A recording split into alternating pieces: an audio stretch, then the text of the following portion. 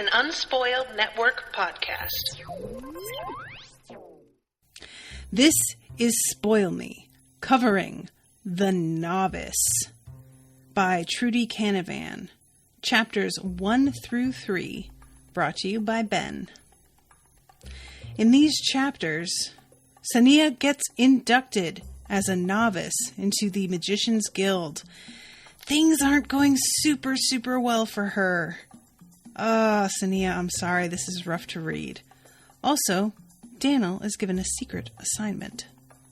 Welcome to Spoil Me.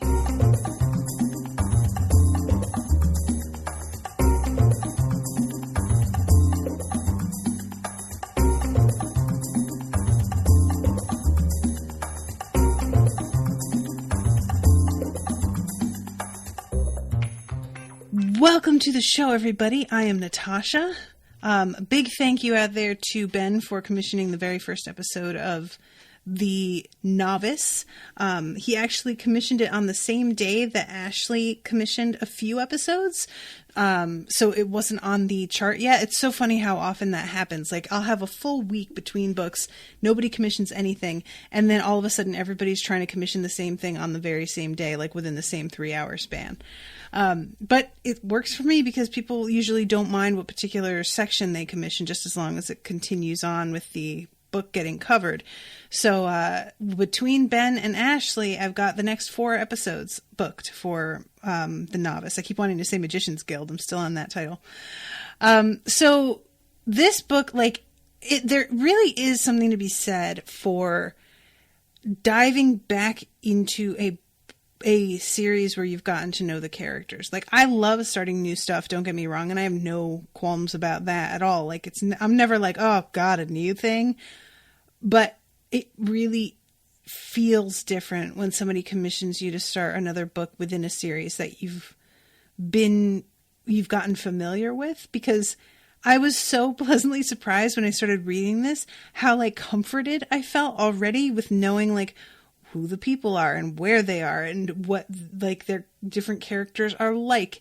And I am able to relax so much sooner when I know all of that, and I don't need to be on constant high alert to keep an eye out for, weird things in the story that maybe I'm not familiar with.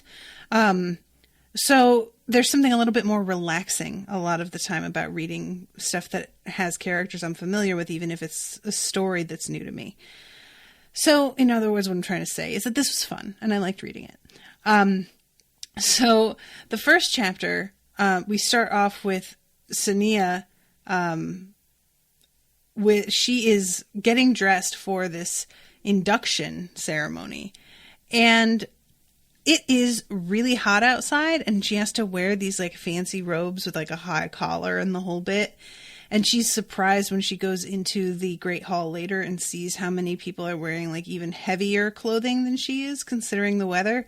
She's never had to worry about this stuff, And I'm really realizing that I just have a hard time connecting to parts of Sonea's character because she's so unlike me. She doesn't care about opulence. She doesn't care about clothing. She doesn't care about comfort the same way. And it's so hard for me to understand. The best comparison that I can make is if you've read any of the alphabet murder novels, A is for alibi, B is for burglar. The main character in those is very similar in that she just could give a shit. She doesn't ever wear makeup almost, and when she does, she feels weird.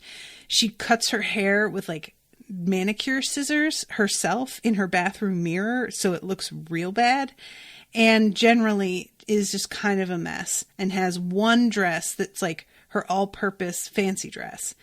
And that is how I feel Sonea would live if she was allowed to.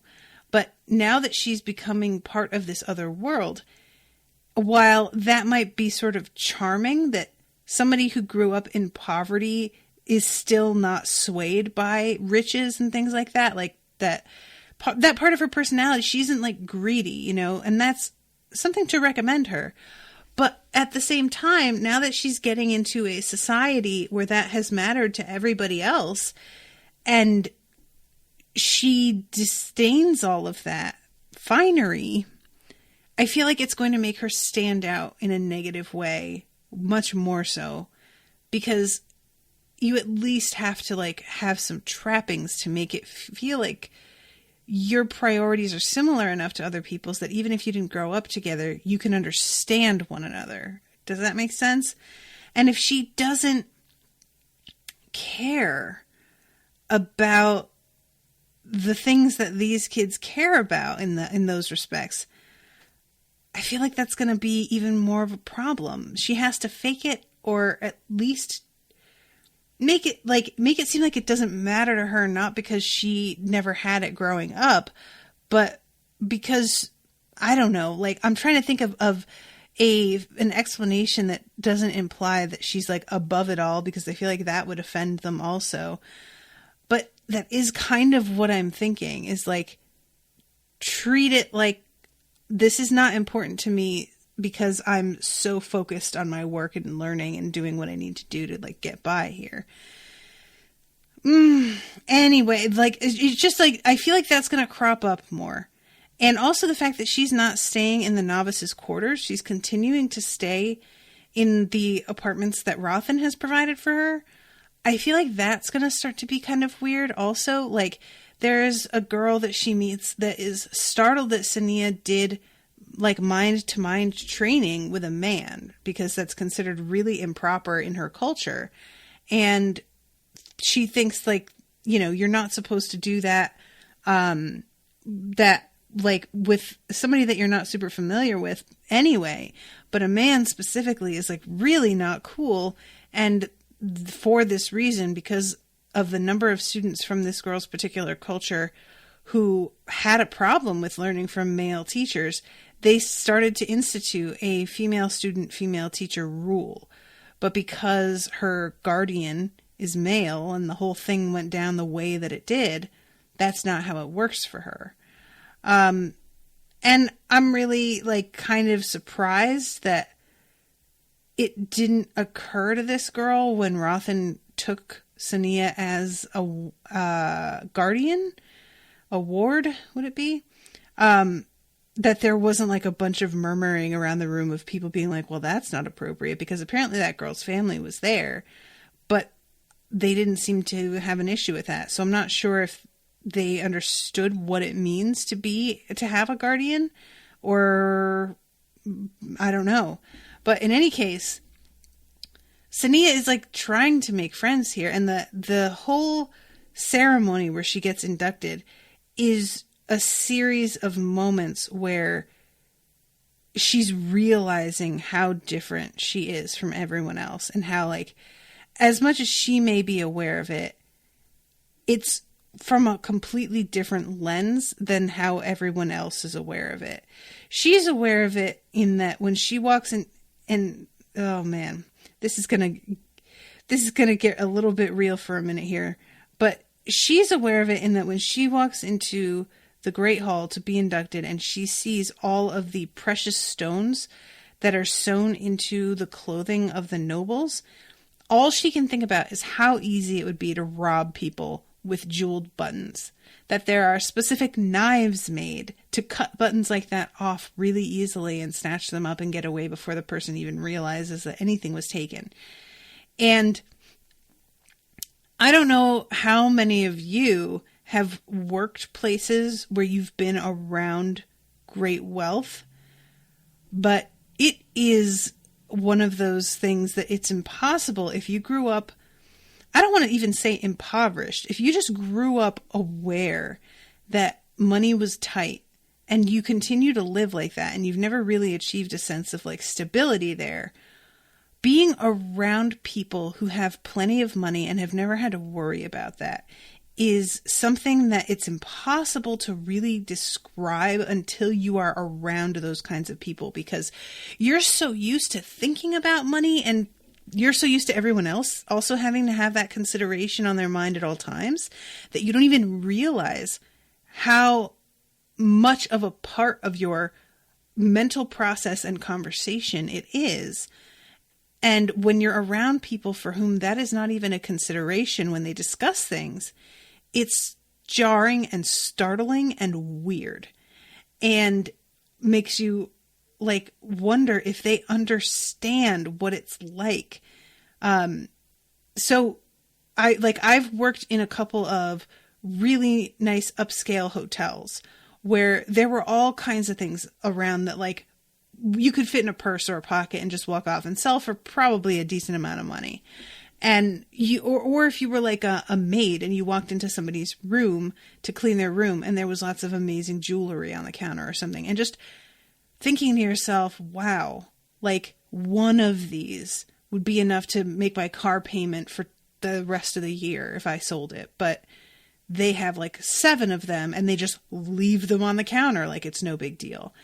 It's really a bizarre feeling that it's not even like you're angry about it. It's like you're spending so much time trying to understand being that cavalier with that kind of wealth. That's the part that's like really takes you out of the moment and makes you go, wow, we are really not the same at all, are we? And it's something that I don't think a lot of people understand. They talk about like, well, with money or with race, the same thing. Like no matter how you look or how much money you have, we're all the same inside. But the truth is, that's not exactly true. When you're socialized a certain way, you have an incredibly specific lens that you see the world through. And if you weren't brought up that way, it's very difficult to get another person to understand your perspective in a like visceral way. So I just find this whole thing with Sonea and the fact that she's from the slums, it's unexpected. Like I should have known that this was going to be as big an issue as it is, because like that's the whole reason that Fergun wanted her to fail, was that he was trying to prove a point that they shouldn't let slum dwellers into the guild. And he was willing to risk everything for that. Now, let's talk about the fact that he was just sent away to a distant fort and not actually really punished in any way that I can tell. Because he tried to kill her, like he was threatening to kill her friend. He was threatening to like ruin her life. And all they did was move him, which really feels like, you know, priests in the Catholic Church or like abusive teachers or whatever. Let's just shift the problem around, but not actually address the behavior. So I'm real pissy about that. And I should have known based on what was going on with Fergun. Not only Fergun, but like the whole way the book begins. The Magician's Guild starts off with all the poor people being shepherded out while rich people watch down on them from the windows of their like beautiful homes. It's obviously very much a book about class. And yet, I guess I thought that once everybody was together as novices, that they would be on even enough footing that it wouldn't matter. And that's hilarious, because when has that been true? Any kid that was like, you know, any kid that was from a less wealthy family that went to like a private school knows what this is like. And the only thing that I can say, as somebody who was broke and went to a private school for my senior year, I got like almost full scholarship. It was a really, really good opportunity for me. And there's no way I could have gone without that scholarship. It was still incredibly obvious all the time that I did not come from the same place as anybody else at this school. There were like 1 or 2 others, but I went for a specific major that allowed me to get a scholarship that wasn't really given out often. And these other kids were polite and didn't want me to feel like I was totally different, even though it was obvious I was. And I still felt bad about it. I still felt weird, you know? All these kids were doing their best to like not parade around the fact that their parents and their grandparents were like celebrities and wealthy and whatever, because they felt strange about it themselves. And it was awkward despite that. So imagine Sonea coming into this and not only not coming from anything, but these kids actively like poking and prodding her to get a reaction out of her about who she is and where she comes from. Like, I just can't imagine how much worse it would have been and how much more self-conscious I would have been all the time if they had behaved this way with me. It's just a difficult, like, it's not something that you can avoid. Because there is just something that there are ways that people who have money can tell if you do or not. And no amount of dressing well, no amount of changing her speech patterns, no amount of any of that is going to cover the fact that Sonea is broke and comes from the slums and is not of a noble family or any sort of lineage to be of note in any way. They know. I mean, the ceremony where she gets, I'm talking all over the place over here, but the ceremony where she has been, they go down the line and talk about everybody's, they announce all their names. And she's the only one that there's no name, following her first name. I'm trying to find, here it is. Aland of the family Gennard, Kano of the family Temo, Shipbuilders Guild, Sonea, Regin of the family Winar, House Perrin. Everybody else has these titles, and she's literally Sonea, no last name even, nothing. I mean, it doesn't, there's no way around it, And the thing that I like about the way that this is written too, is the fact that Sonea wasn't nervous about going in and getting inducted. It didn't scare her. It wasn't until she walked through the door and saw the way everyone else was looking at her that she realized this matters to them in a way that I didn't know it would matter to anybody. And I think that's the startling thing, is when you are somebody who is poorer and you are brought up to believe that everybody is equal because of the fact that you're poor and that people are trying to make you feel better, you really think that, well, how much money somebody has is no indicator of who they are, and you really buy into that whole idea. So when you get older and you start to realize that not everybody does buy into that idea, it's shocking and baffling and feels incredibly immature. And Sonea really walked into this ceremony thinking that, well, whatever, I'm the same as any of these other novices. We're all going into this not knowing what we're in for, and it's fine. And then to see the way that the adults all stared at her, the way that the announcement, she just has the one name and there's nothing, the way that there's some kid that walks in that seems to smile at her and she starts to smile back, and then she realizes that he's sneering at her, and how off balance that throws her, because she just hadn't expected this kind of behavior. I feel so bad for her. And coupled with the fact that she is ahead of them all when it comes to magical control, I had wondered how this was going to go. When they all start their control classes, and I'm sitting there she did this though. What is she doing here? And then it turns out that she has to sit in the room and read while all these other kids go off and get tutored on shit that she already knows how to do, which one would think you could kind of hold that over the other kids' heads and be like, haha, I'm ahead of you. But two things. One, it's not a good idea to provoke kids who are already looking for a reason to dislike you. Two, she's 3 years older than most of them. She's 17, I think, so 2 years older, because I think that Rothan says to Daniel at one point that most of the new novices are 15. So she's in a position where even if she is ahead of them, she's also older than them. So it probably doesn't seem that impressive, especially if they do wind up catching up to her the way that Rothan later assures her they will. It's not going to be any, you can't lie back on your laurels when you know that those laurels are about to disappear. And she mentions this to Rothan about the fact that she's sitting there reading a book full of stuff that she already knows, trying to pass the time, and he's trying to help her out with how to cope with this feeling of being different and being targeted without doing something that will further exacerbate the otherness that she's feeling. So he suggests that maybe she asks the teacher for a more difficult book, then he suggests that maybe she asked the teacher for like specific lessons, to which she says, I don't think the other students would really like that. And he agrees with her. He's like, doesn't answer her out loud, but he thinks to himself, yeah, you know what? You're probably right about that, because they would resent it. They just would. And I'm trying to find them. What's the name of the, so Regin is what I'm going to call him, like Reginald.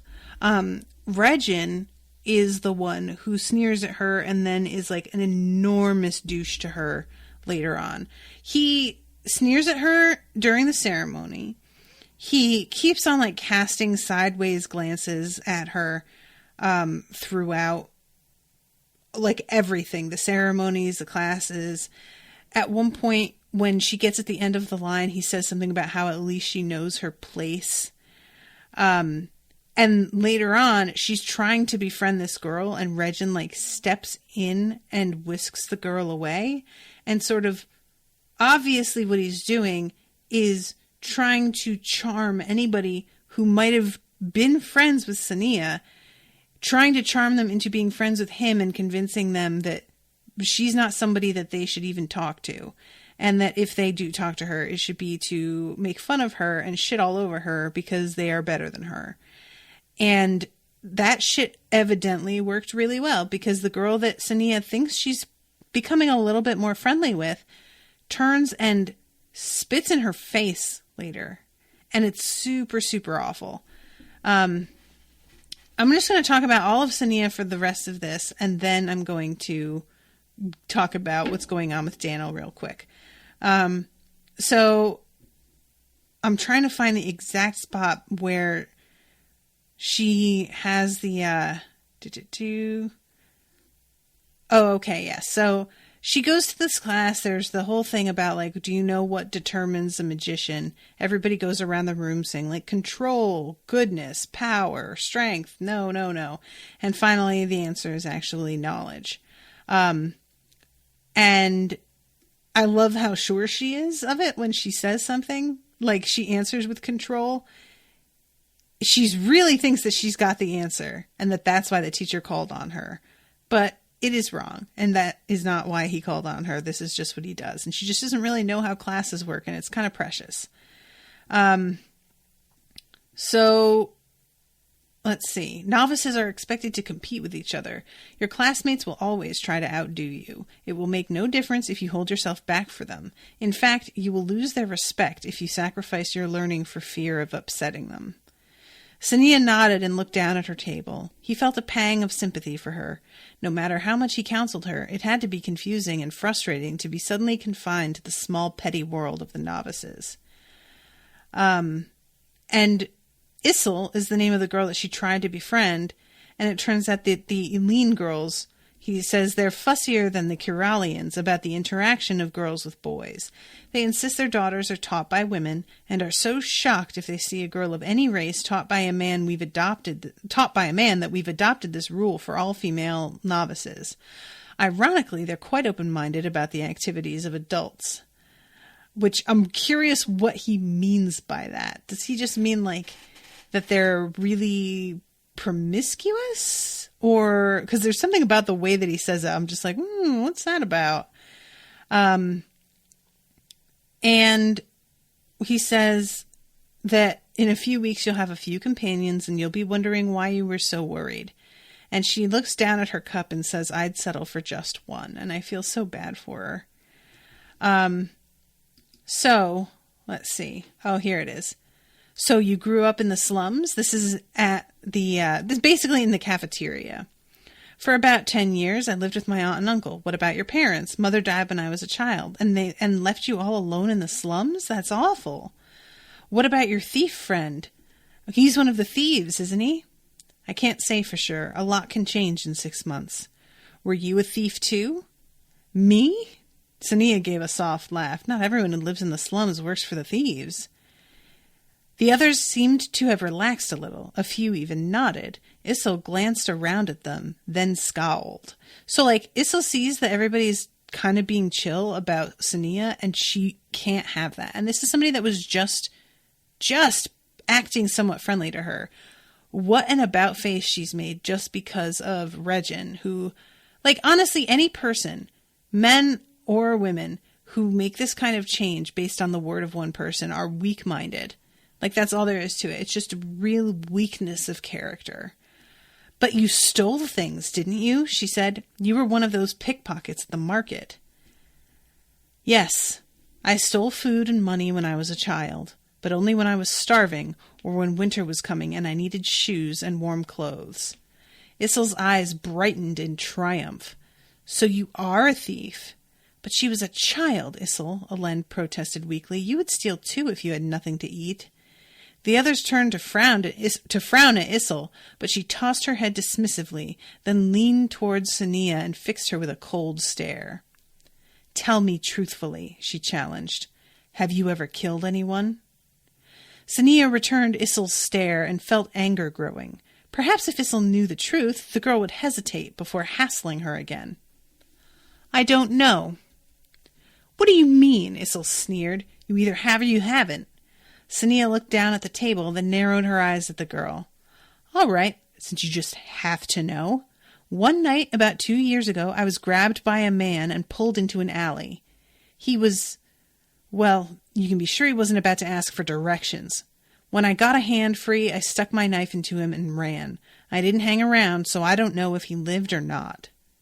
You could have screamed, Issel suggested. Do you really think anyone is going to risk their life to save some poor girl? Sonea asked coldly. The man might have cut my throat to shut me up, or I might have attracted more thugs. Bina shivered. That's awful. Sonea felt a spark of hope at the girl's sympathy, but it fled at the next question. You carry a knife? Hearing the Lonmar accent, Sonea turned to meet Elaic's green eyes. Everyone does. For opening parcels, slicing fruit, cutting purse strings, Issel injected. Sonea gave the girl a level look. Issel stared back coldly. Obviously, I wasted my time helping this one, Sonea thought. Sonea, a voice suddenly called, look what I saved for you. The novices turned as a familiar figure strolled up to the table holding a plate. Regin grinned, then thrust the plate in front of Sonea. She flushed as she saw it was covered with bread crusts and food scraps.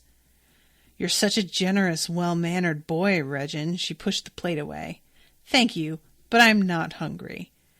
You must be hungry still, he said. Look at you. You're so small and skinny. You really look like you could do with a good meal or 3. Didn't your parents feed you properly? No, actually, they didn't. They're dead, someone offered. Well, why don't you take it with you in case you get hungry later?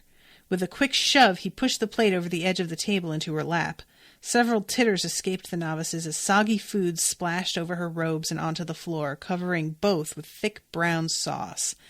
Sonea cursed, forgetting Rothan's careful instructions, and Issel made a small sound of disgust. And the bell rings, and they all leave. It's the worst. Like, honestly, though. It's the worst.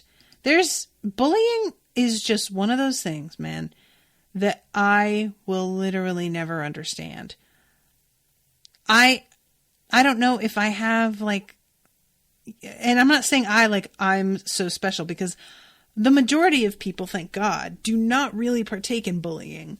It's a few people who do it and they manage to get a crowd behind them, which I guess you can say is partaking in it, but it's a weird thing where, like, by then the people behind them have genuinely got this, like, bizarre fantasy idea that the person deserves it somehow, whereas the person who initiates it knows that it's nonsense and just decides that this is the person that they're choosing today to fuck with.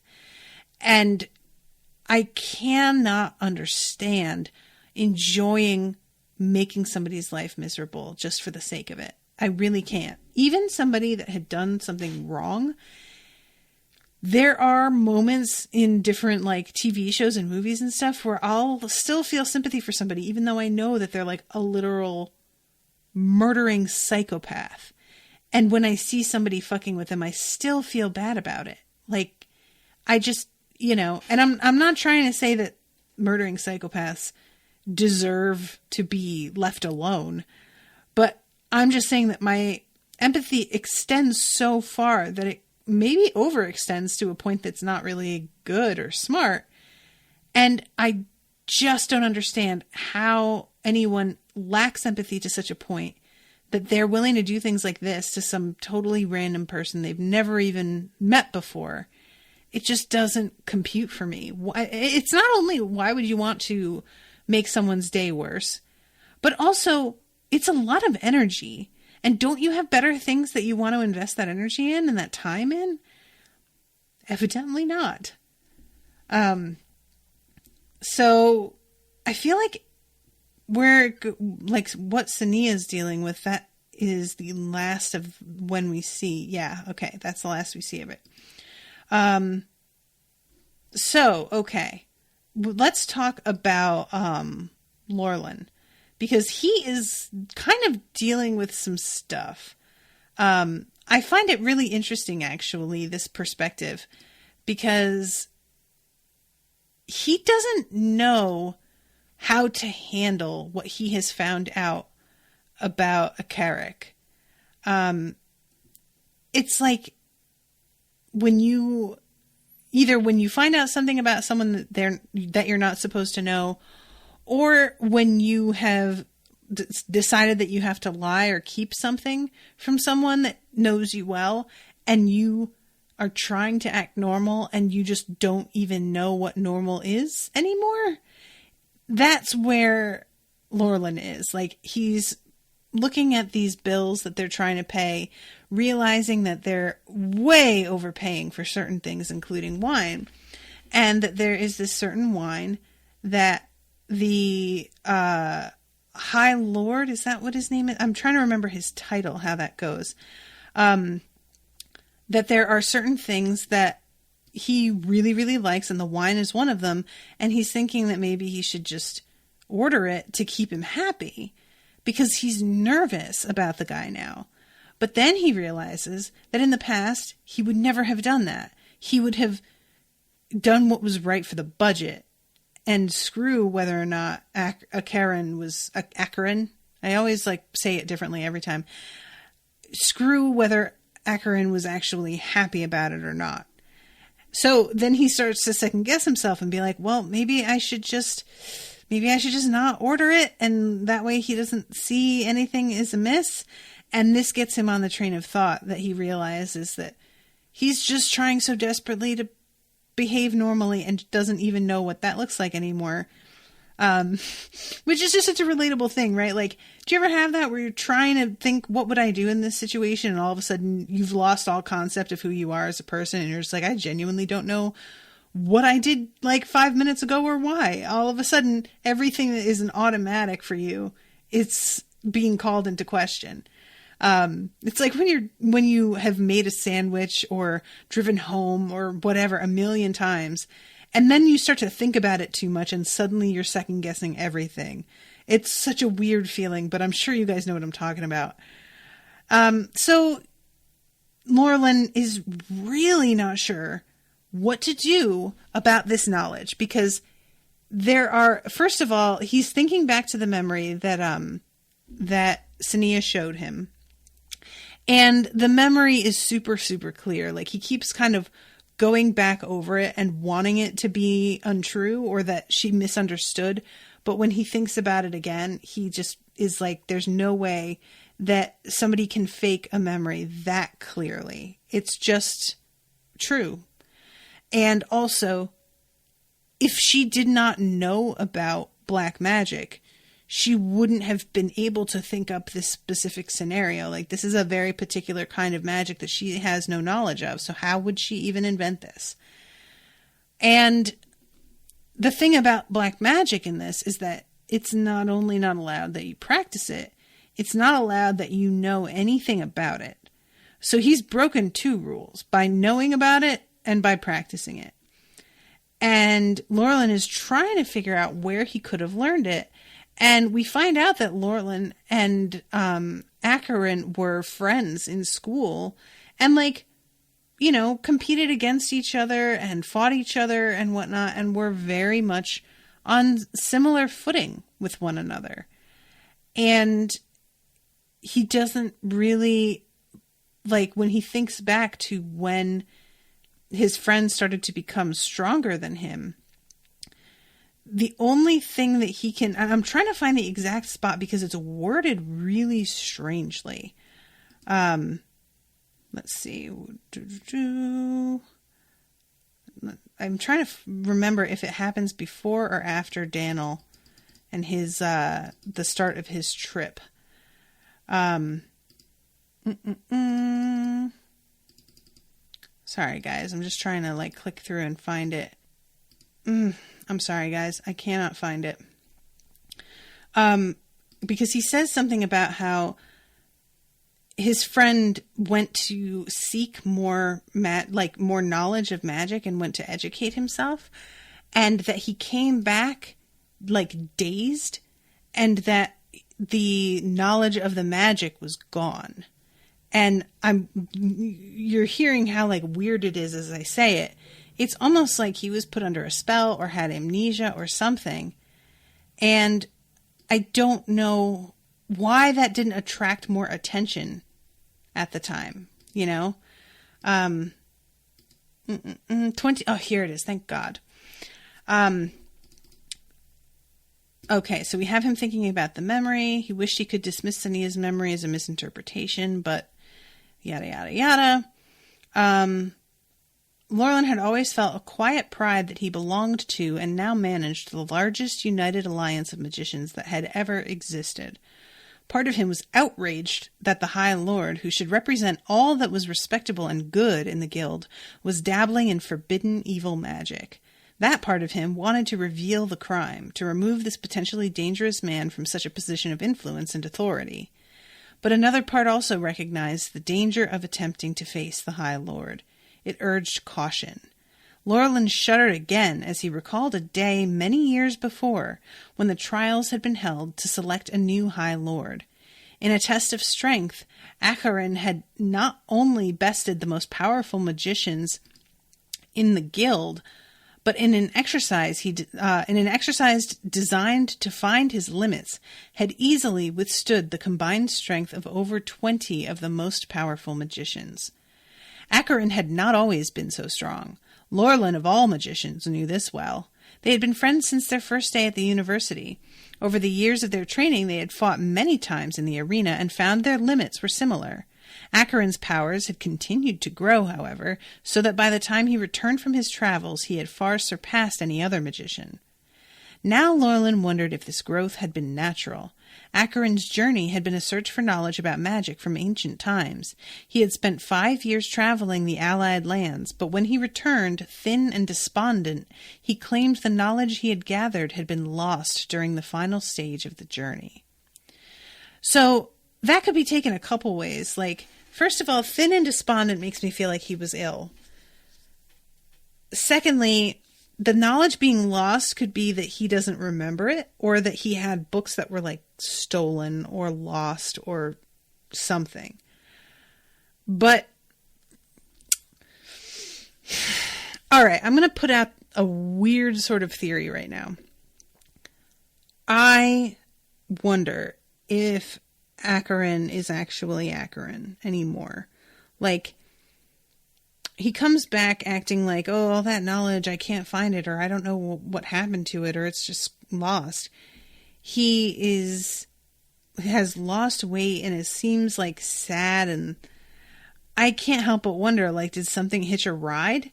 Is there possible possession in this world? Like, and when I say possession, the first thing that you think of is like a demon, but I don't really get the vibe that demons are a thing here. I might be wrong.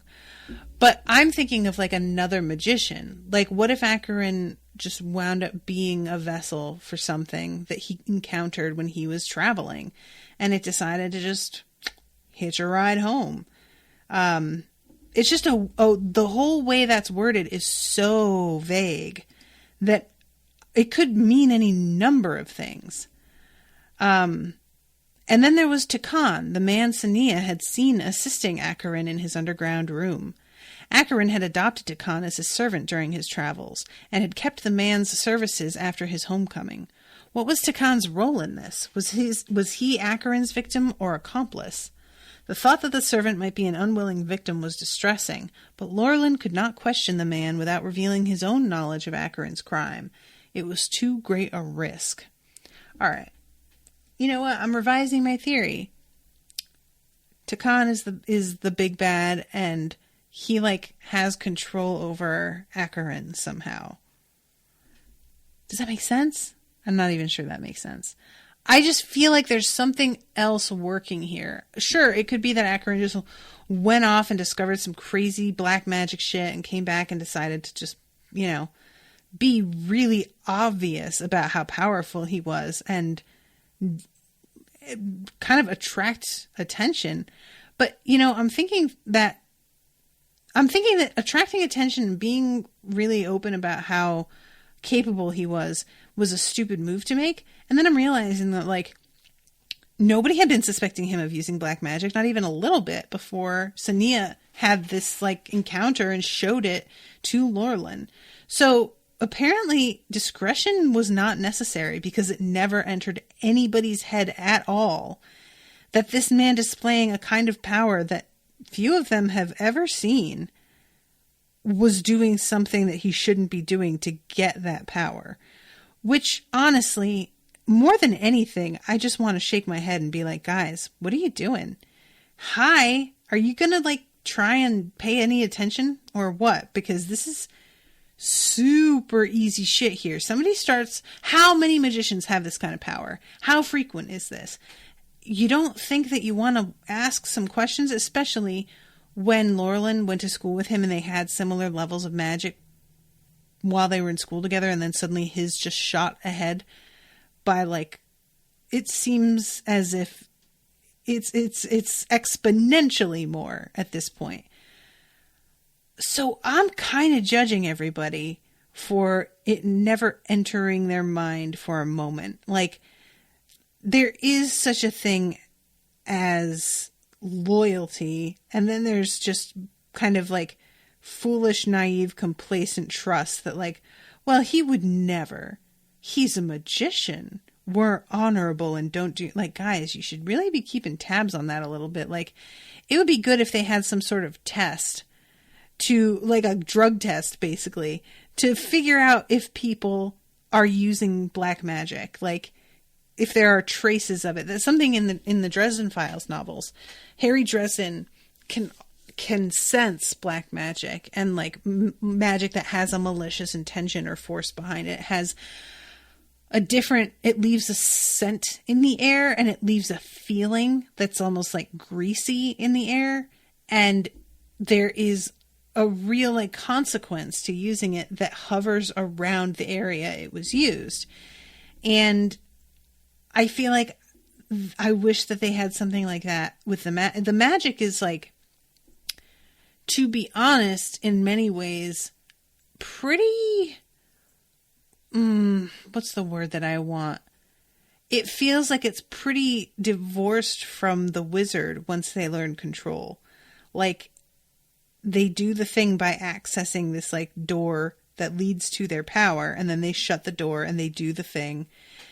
And that kind of energetic expulsion, while they do talk about varying levels of effort and varying levels of, like, fatigue from it, we haven't seen Sonea do controlled magic, and we haven't seen any, you know, we've heard her talk about it, but we haven't been in her perspective when she's done it. And when we have been in the perspective of the other magicians when they have done magic, it has seemed as if nothing were taxing them in any way. So in that sense, it feels like there's no sort of, I guess I want to say, equal and opposite reaction in terms of energy output when you do magic in this universe. So yeah, I guess, like, you know, because of that, something like a magical drug test wouldn't really work, but that's the only thing I can think. Like, and I feel for Lorelin, because, like, this guy is one of his best friends. Like, he had considered him someone that he really trusted. Lorelin was proud to work for him. And now he's finding out some really awful shit. It's like, you know, if you were really close friends with somebody all through school and you stayed friends in college and you, like, moved into the same neighborhood, and then you found out after you were like living right next door to them that they were like in the KKK, and this had just happened and you had no idea, and you feel like an idiot for not knowing. You feel horrified that they're into that shit. You feel like you don't know how to approach it or say anything to them, and it's almost like, should I even risk it? Because this person now, I feel like, is super dangerous, and I don't know what the hell could happen if I like face off with them. And I don't have anywhere else to go necessarily is the other factor. Like Laurelin, if he decides to initiate this investigation, if it goes badly, he needs to fucking run, man. And I don't know that this dude is somebody that you can run from, because it seems like you can seek out somebody's mind and figure out pictures of where they are from like what they're seeing. If you are like, that's always in the cases of the other magicians, it's been a voluntary thing. But if you're as powerful as that Karen, I feel like Acheron, Jesus Christ, I'll never get it. If you're as powerful as him, I feel like you can probably force it, right? I don't know. The whole thing is just such a mess. And so what Laurelin decides to do in the end, he sends Daniel off to be the, what do you call it? The ambassador to Eileen. And Daniel is really excited about it because like he hadn't quite realized how bored he had gotten doing what he does, but he's just been pottering around with the same old experiments in his little apartments like for years now. And he's obviously really social, really quick-minded, and he's just super bored. And once he's given this assignment, he's like, oh shit, yes, I'm totally going to do this. And he goes down and gets onto this ship. His quarters are tiny. It seems like he's the only passenger that isn't a crew member. We have the captain, we've got the rest of the crew who are all drinking and singing and whatnot. And we have Daniel. And when they're finally on their way, like they have been in, I think it's 2 full days by the point that he gets the note. He's been like, you know, at sea for a bit before somebody actually sends him the letter that he was, the captain tells him, what's his face, wanted him to have. You like how I'm saying this all very clearly? What's his face? So Laurelin's letter. To 2nd Guild Ambassador to Eileen, Daniel of Family Voren, House Tellin. You must forgive me for arranging for the delivery of this letter to take place after your journey had begun. I have a task I wish you to complete for me in addition to your duties as ambassador. This task must remain confidential, at least for now, and this method of delivery is a small precaution to that effect. As you know, High Lord Acheron left Kiralia over 10 years ago to gather knowledge of ancient magic, a quest that was not completed. Your task is to retrace his steps, to revisit all the places he visited, and find out who helped him in his search, as well as to collect information on the subject. Please forward all information to me by courier. Do not communicate with me directly. I look forward to hearing from you. With thanks, Administrator Laurelin. So Daniel is like delighted by this, which I kind of found adorable. I don't like Daniel. I just love Daniel. We just, you know, we would be such buddies. And I'm trying to find the exact moment where, oh yeah, here it is. He starts to think maybe Laurelin wants to succeed where his friend failed. The pair had competed with each other as novices. Laurelin obviously could not resume the search himself, so he had recruited another magician to act on his behalf. Daniel smiled, and he has chosen me. Folding the letter again, he rose and braced himself against the rocking of the ship. No doubt Laurelin would reveal his reasons for secrecy eventually. In the meantime, Daniel knew he would enjoy having permission to snoop into someone's past, particularly someone as mysterious as the High Lord. Nodding to Numo, he left the room, stowed the letter among his belongings, and returned to Jano and the singing crew. So, I really don't like the fact that he held on to that letter. I feel like he should have burned it. I don't think there's anything about that he needs to keep. There's just, it's a very like vague. It just doesn't. There's nothing helpful in that letter. There's no directions. There's no names. There's no maps. There's nothing. So I know I'm super paranoid, but that's just how I am. And I feel like you don't hold on to shit like that. It's incriminating. Get rid of it. Also, I like the fact that Daniel is treated as somebody who is really sly and gets into people's business, but that it's not treated as like, oh, and therefore he's a bad person. Like, you need people like that on your side, and sometimes it's not a bad thing. And it does require someone who doesn't necessarily respect boundaries or is sort of pushy or whatever. But I don't feel like Daniel's even like that. I feel like he's better about it. He's just likable.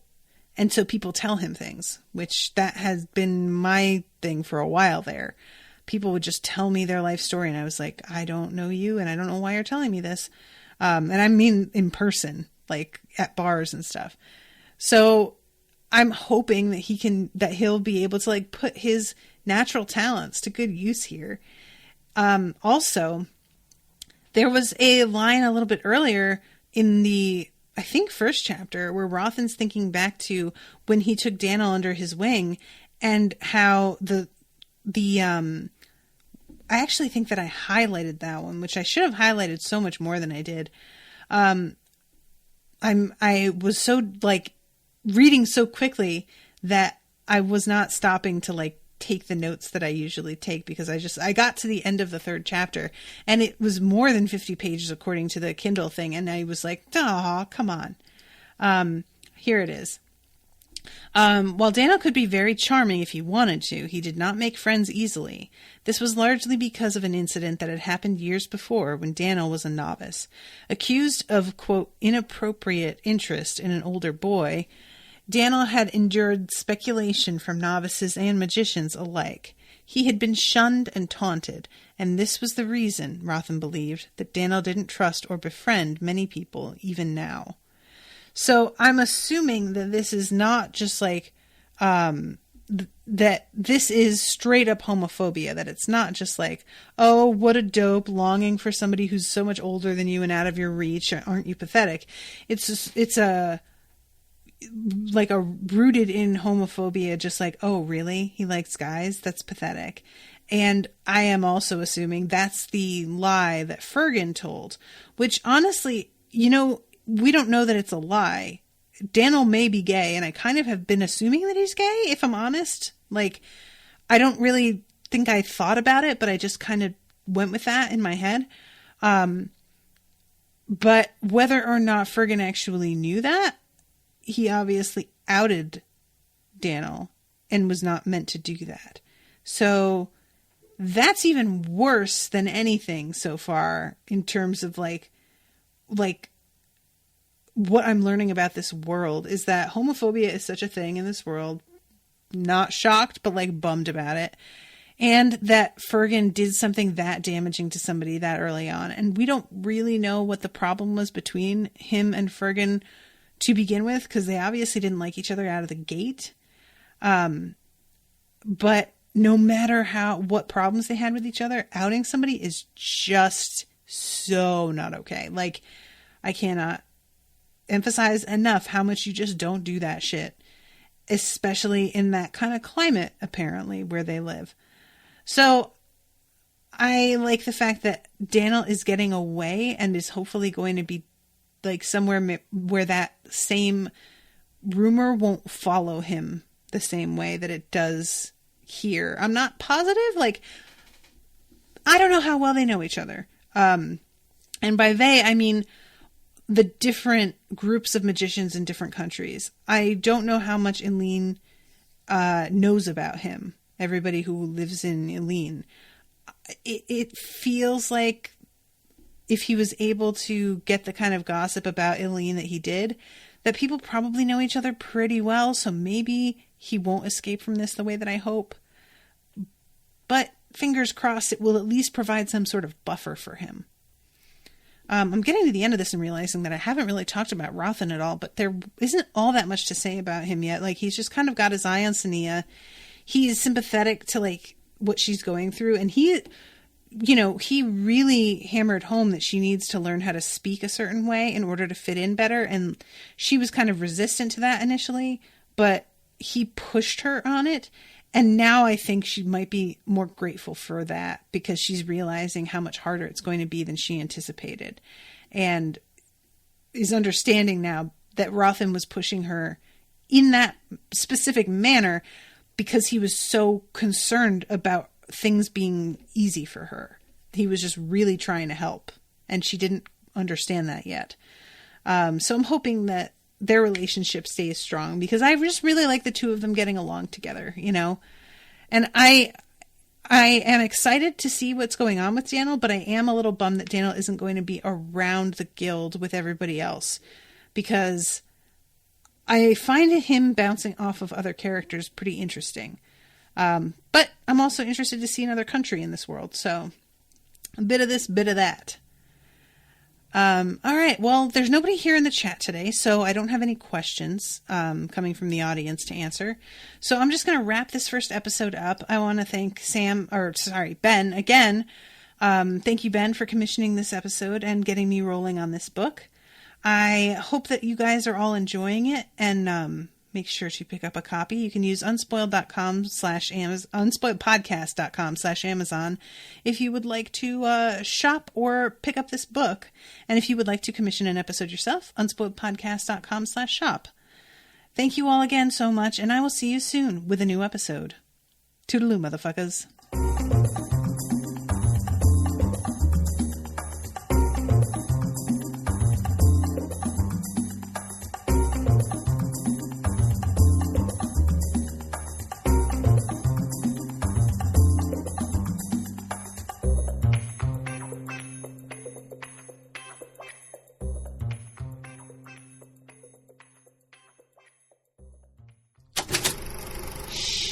That was an Unspoiled Network podcast.